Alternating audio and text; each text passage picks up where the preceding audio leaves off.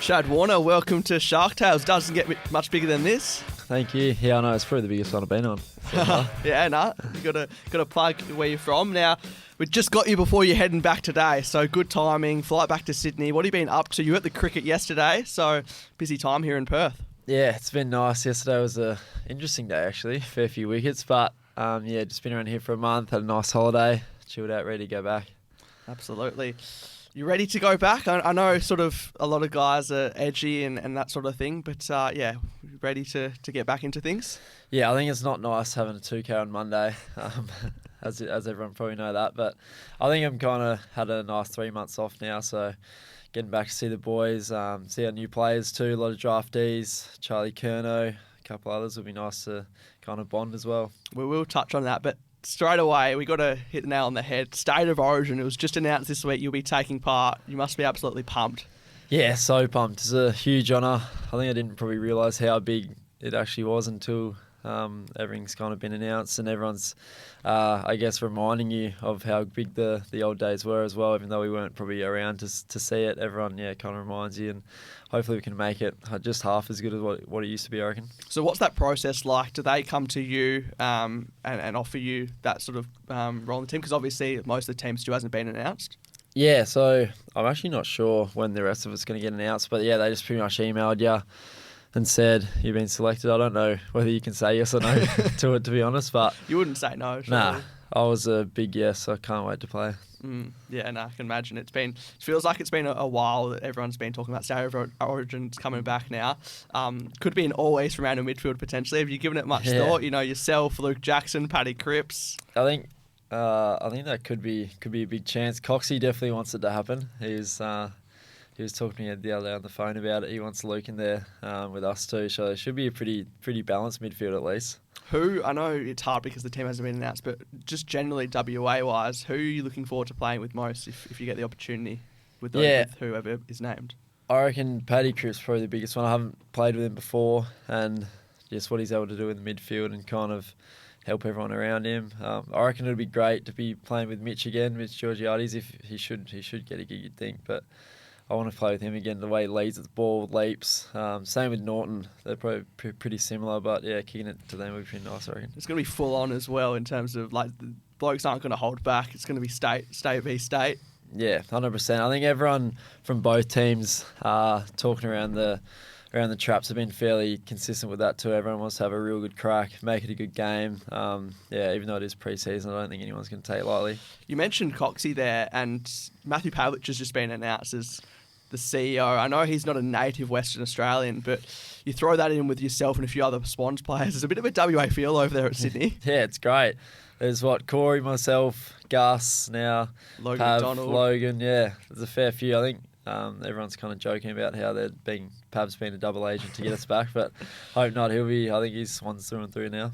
Yeah, now we'll touch on a little bit about your days at East Fremantle, but I mean, just before that, obviously, All-Australian 2024, two-time Goods O'Loughlin medal in 2023 and 2024. Did you ever imagine when you were picked up in pick 39 in that draft that you'd be so accomplished at age 24 already? Yeah, I don't think so, to be honest. I think at the start it was fairly lucky getting to the Swans and then having a spot, to be honest. I think the second year was kind of when I started to play a bit more, but yeah, the amount of times I reckon it could happen where you're the exact same, there's not a spot there for you, there's a lot of people in the way, and I think a few people might have just got injured and I was able to kind of fill that spot, which is really, really nice for me, and yeah, just worked hard and took off from there. We had Jeremy on last episode and we were talking about your Colts team, how it was yourself, him, Trey Rusco, Trent Rivers, Luke Jackson. You guys finished 7th that Colts year. What are your own reflections of, I guess, your whole time in the Colts and I guess coming through there? Yeah, I had such a fun time. I think you don't realise how good it is and how fun it is, I reckon, until you look back and you're playing in the AFL now. But yeah, unfortunately we couldn't string enough games together. I think there was even players who didn't get picked up as well who were playing state, so we had to miss a fair few games. And yeah, unfortunately when we all played together, we still lost to Perth in the last round.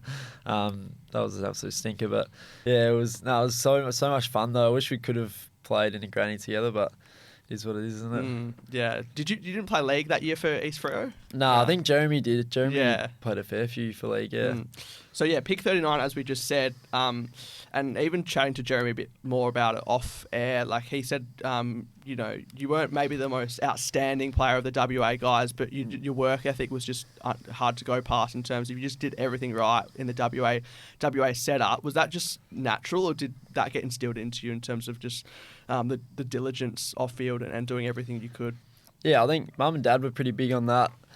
Ever since were growing up, they always, them two were two of the hardest workers I've probably come across as well. So it kind of probably got passed down to me, and then through Waffle and East Fremantle and that, they kind of teach that in you as well. And I think after that, my body developed fairly well too. Once I got to the Swans, I actually probably grew a bit more, got a bit stronger in that naturally too, which probably helped in the end as well.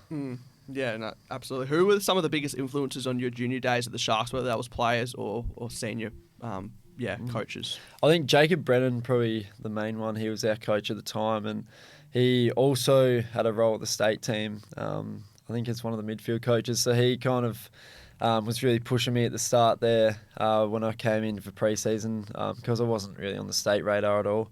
And then he kind of just let me know that he thought that there could be a position there and all the things to do, and pushed me, and he was a big part in that, I reckon. So did you think you were a genuine draft chance, or when, pick 39 comes, you're not too sure and you're off to Sydney? Yeah. On the draft night, I was a little bit more sure, but during the start of the year, that would have been 9 months prior to that, didn't even know if I was going to make the state team, so I probably didn't think the draft hopes were alive at that point. And were you in year 12, or had you finished school? No, I'd finished school, so I was 18 the year after school. Okay, what did you do during that year? I actually worked with Dad. With Dad for the year, and obviously just trained, played footy, and like a fair few of the boys did. Trent did as well. He came and worked with us. So. Bit of experience in the real world. Yeah. So what was it like moving over east as such a young player to Sydney? We talked about Jez going over the Gold Coast. Sydney, it's a big move as well for an 18-year-old. Yeah, it was a lot of fun, and then when you throw COVID in there as well, which made it pretty interesting. But I actually think back then I didn't really think too much about it at all. We had 4 or 5 new 18-year-old mates, and obviously a lot of older boys too. Were travelling around in the hubs and had no responsibilities, no anything. So I actually found it pretty fun, to be honest. We were just playing table tennis, PlayStation every day. But it was definitely a different experience, and don't know if I'd do it again now, but back then it was pretty fun. Was there anyone that took you under their wing at the Swans? Yeah, I think early on, probably not too under the wing, but I really looked up to Luke Parker. He was huge for me, and the way he was able to show you the elite ways of being a midfielder in the AFL, training standards. Josh Kennedy as well was there at the time, so they were two of probably the best of their era as well. And then having blokes like Isaac recently, I think he's been huge, trying to make my forward craft a lot better, marking. Obviously, how well he marks the ball, so I try to learn as much of him as I can at the moment. Now, Corey obviously joined the Swans not too long after you got there. How much of an influence did you have in getting him over there? I actually don't know. I didn't really speak to the recruiters at all or give them any input, so I don't know if it was a subconscious thing for them or what, but he was an amazing athlete and player at the time, so I think they were fairly happy with what they saw regardless of being related. But I actually didn't say anything at all, had no input, but it was pretty nice to happen in the end. Did he get any bragging rights? Because if I'm not mistaken, I reckon he went two picks earlier. I reckon. No, he went one after. Oh, one after. No, I do know Still, that. I do know that because I got bragging over him, yeah. I want to talk about some of your sort of highlights already in your career, and it's hard to go past kicking to Buddy for his 1,000th goal. I know, it's been sort of talked about a little bit, but it's sort of, you can't really buy that sort of experience. Yeah, that was crazy.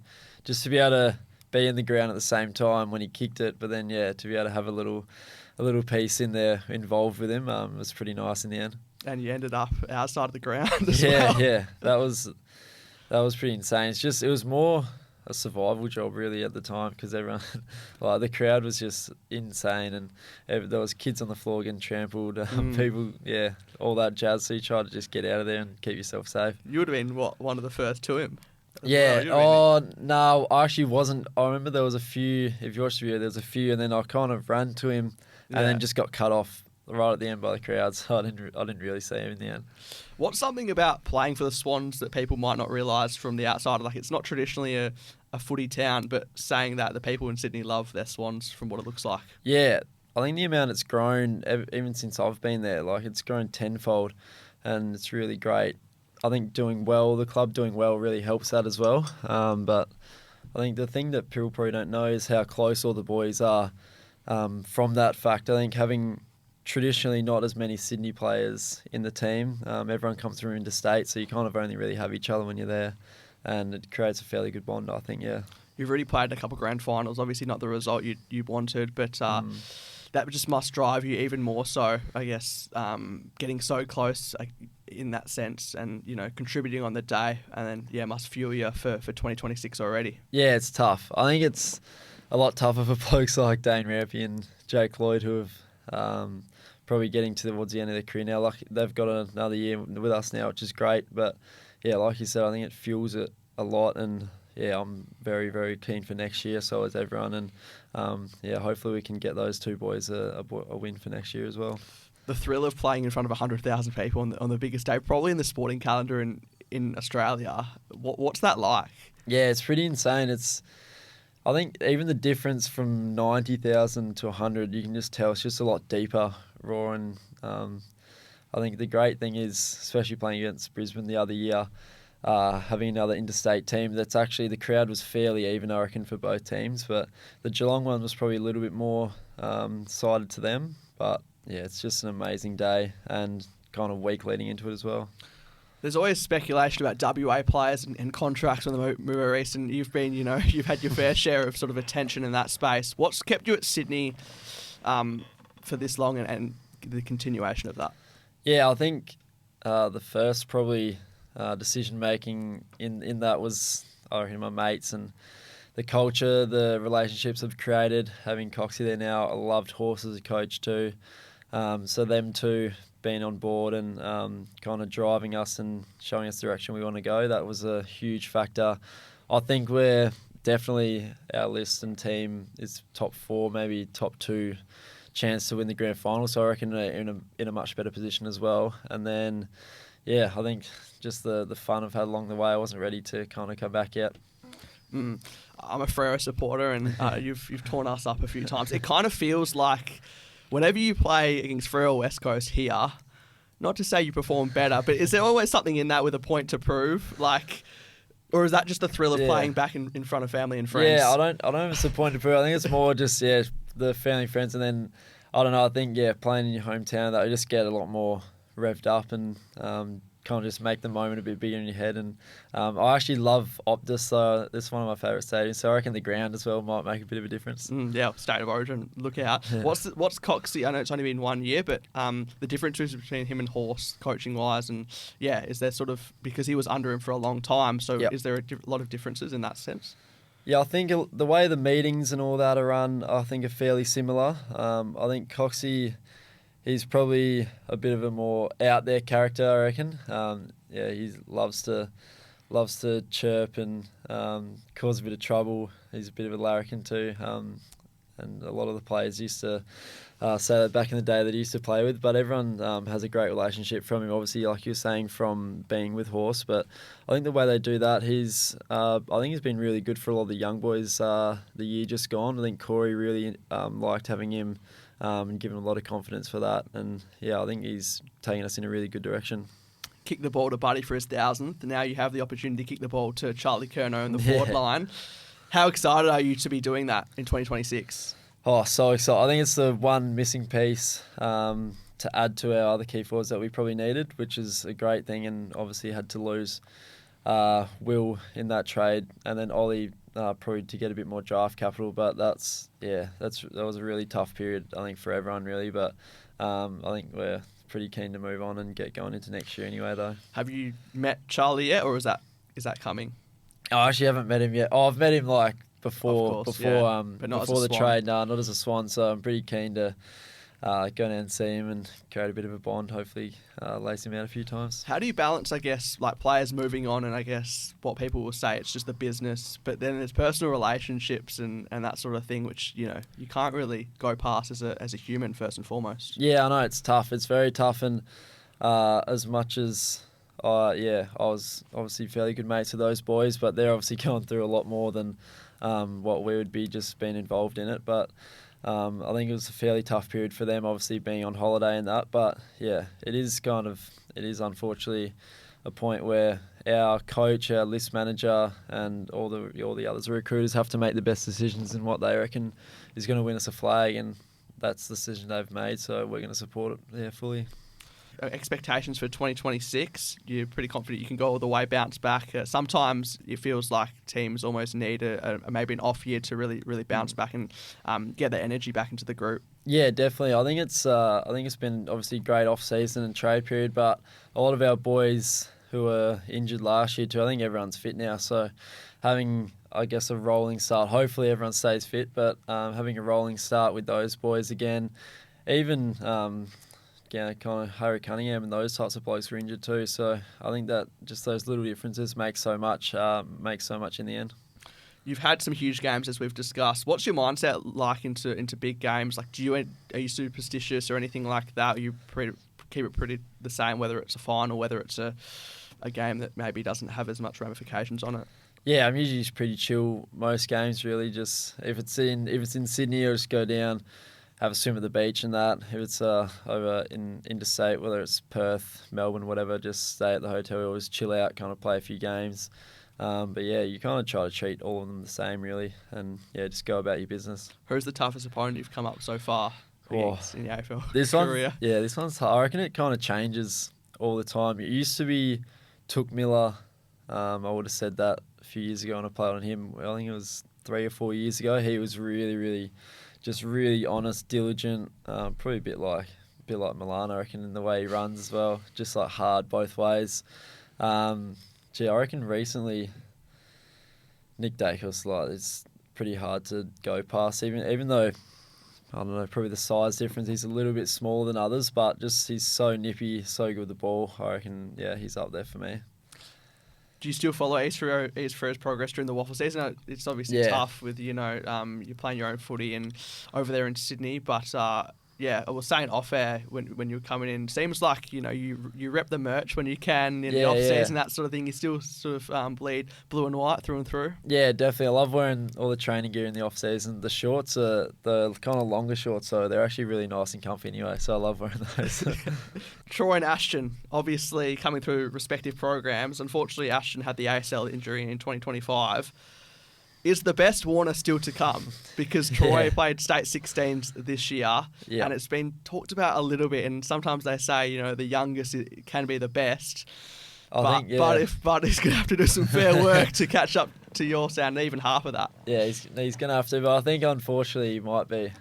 He's fairly good at the moment, and he knows it too, which is great. He loves chatting to us and getting into us a bit as well. But he's going really, really well. He's enjoying his footy at the most, which is probably the most important thing. But I think the sky's the limit for him, yeah.